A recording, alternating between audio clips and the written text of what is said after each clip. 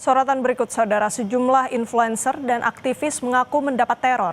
Komisi Kepolisian Nasional atau Kompolnas mendesak kepolisian segera mengusut kasus ini, termasuk mengungkap siapa dalang di balik teror.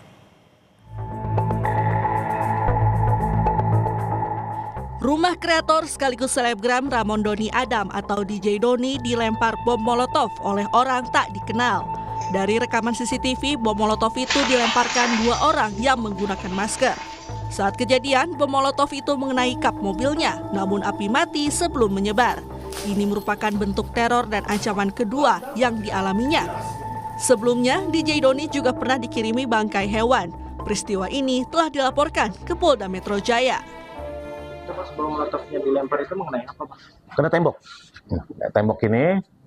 Tembok ini terus ke bawah. Pecahan molotovnya kena mobil semua. Tadi ada mobil sini. Ada temuan-temuan apa, Bang, yang disampaikan ke Bang? Bukti-buktinya, bukti ancaman, surat ancaman, terus apalagi tadi bukti bom molotovnya yang pecah, sumbunya juga masih ada. Influencer lainnya, Shirley Anavita, mendapat teror usai menyuarakan pandangannya soal penanganan bencana di Aceh. Melalui akun Instagramnya, Shirley Anavita mengungkap teror yang terjadi pada dirinya.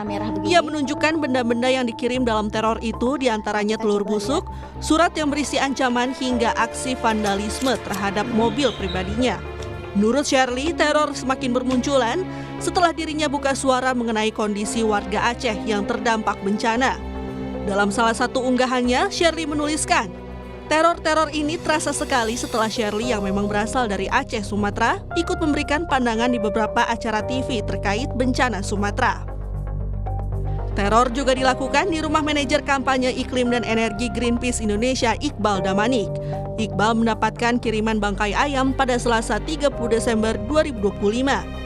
Kepala Greenpeace Indonesia Leonard Simanjuntak menduga kiriman ini sebagai bentuk teror terhadap kinerja Iqbal Damanik sebagai pengkampanye Greenpeace yang belakangan gencar mengkritik pemerintah soal penanganan bencana Sumatera. Serangan teror kepada rekan kami Iqbal Damanik dari Greenpeace Indonesia merupakan ancaman yang serius kepada kebebasan sipil, kebebasan berekspresi, dan demokrasi kita. Dengan pesan yang mengancam tersebut karena kekritisannya terhadap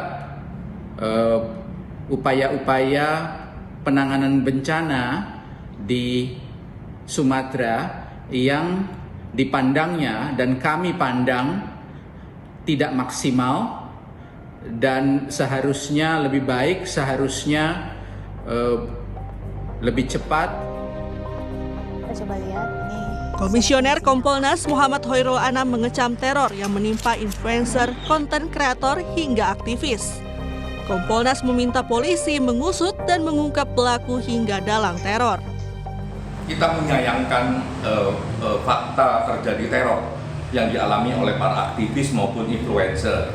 Ya, apapun motivasi, apapun bentuk dan tujuan dari teror tersebut, itu merugikan kita semua.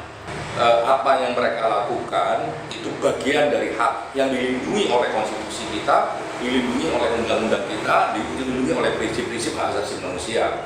Oleh karenanya penting ya kepolisian untuk mengungkap siapa pelaku di balik aksi teror ini dan siapa di balik dalang ini. Kompolnas menegaskan, ekspresi yang disampaikan kreator merupakan pendapat yang dijamin undang-undang untuk berpendapat. Sehingga bagi orang yang tidak setuju, hendak melakukannya juga dengan ekspresi, bukan dengan teror. Tim Liputan Kompas TV.